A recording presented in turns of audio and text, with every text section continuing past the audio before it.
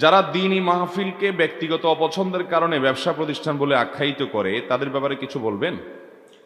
দ্বীনি মাহফিলকে ব্যক্তিগত অপছন্দের কারণে ব্যবসা প্রতিষ্ঠান বলে মানে হলো, হতে পারে যারা মাহফিলের আয়োজক এদের সাথে কোনো কারণে আমার একটু ঠেলাঠেলি আছে, হতে পারে। তো এখন যেহেতু আমার সাথে বনে না, এই জন্য আমি এটা ফতোয়া দিয়ে দিলাম যে আর এই সব ব্যবসা বাণিজ্য। মনে রাখবেন, একটু আগে যে আয়াত পড়েছি, তাহসাবুনাহু হাইয়িনা ওয়া হুয়া ইনদাল্লাহি আযীম। আমরা মানুষের ব্যাপারে মন্তব্য করতে আমাদের বুক কাঁপে না, আমরা এটাকে মনে করি খুব ছোট জিনিসই, তো মুখে একটু বললামই তো। অথচ আল্লাহর কাছে এটা অনেক বড় ব্যাপার, অনেক বড় ব্যাপার। ভাইরা আমার, আমি এই জন্য সবসময় বলি, যারা ধার্মিক ইসলাম চর্চা করে এই মানুষগুলোর জনপ্রিয় অপরাধ হলো কুধারণা করা। তাদের কাছে সবচেয়ে পছন্দের অপরাধ, পাপ হলো কি? কুধারণা করা। অমুক মনে হয় তলে তলে তমুকের দালাল, অমুক মনে হয় আমার শত্রু তমুকের বন্ধু, অমুক মনে হয় তলে তলে এই উদ্দেশ্যে এটা করছে, ওই উদ্দেশ্যে এটা করছে। মানুষের নিয়তে হাত দেওয়া, মানুষের অন্তরে হাত দেওয়া, মানুষের কলবে হাত দেওয়া। অনেক ইসলাম চর্চাকারী, অনেক ইসলাম পালনকারী, নামাজি কালামি দাড়িওয়ালা, দিনদার পরেশগার, কোরআন হাদিস জানা মানুষ, অনেক হুজুররা পর্যন্ত এই পাপে লিপ্ত। ঠিক না বে ঠিক? বাবারে, নিজের চরকা তেল দেন।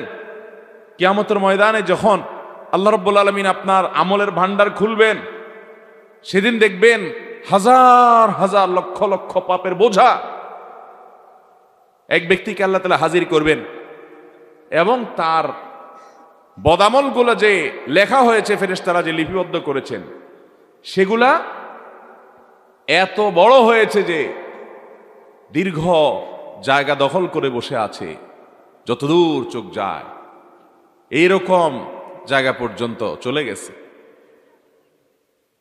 ভাইরা আমার, এরকম বদামলের পাহাড় আপনার আমার হয়ে আছে, আমরা জানি না ভাই কত ভাবে হচ্ছে, প্রতিনিয়ত হচ্ছে। ভালো কথা বলি, ওয়াজ করতে যে গুনাহ করে ফেলতেছি, ভুল কিছু বলতেছি, উদ্দেশ্য খারাপ হচ্ছে, আরো জনে পিছিয়ে লাগছি, গুনাহ হচ্ছে, করতেছি ভালো কাজ হচ্ছে গুনাহ। নামাজ পড়তে যে গুনাহ হচ্ছে, উদ্দেশ্য মানুষের বাহবা নেওয়া, তাড়াহুড়া করে নামাজের হক নষ্ট করা। আমি দান করতে গিয়ে শিরিক করতেছি, মানুষের কাছে বাহবা পাওয়ার ধান্দা করতেছি, শিরকে আসগর করতেছি, দানবীর হওয়ার ধান্দা আমার। ভাইরা আমার, কত কত পাপ আমার আমল নামায় হচ্ছে, আমি আরেকজনের চরকে তেল দিচ্ছি।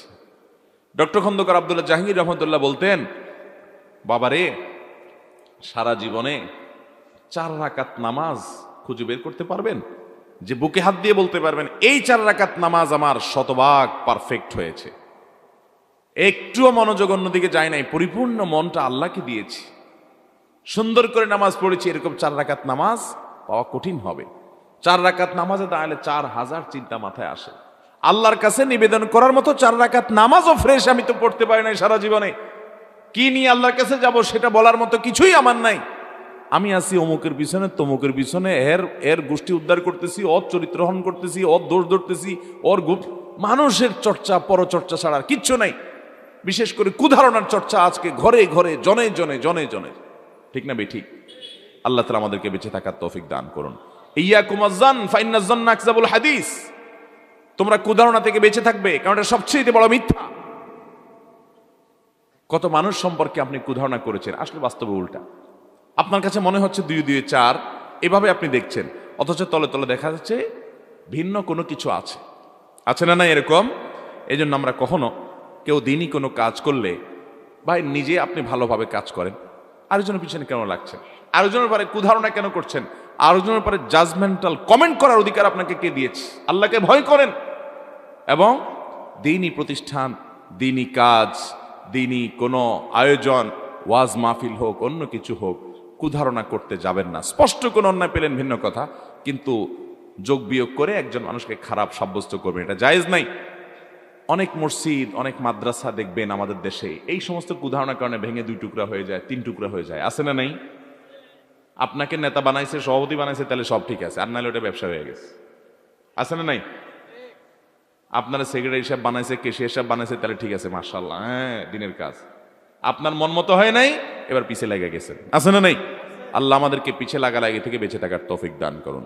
লা তাদাবারু ওয়ালা তাহাসাদু ওয়ালা তাবাগাদু ওয়া কুনু ইবাদাল্লাহি ইখওয়ানা।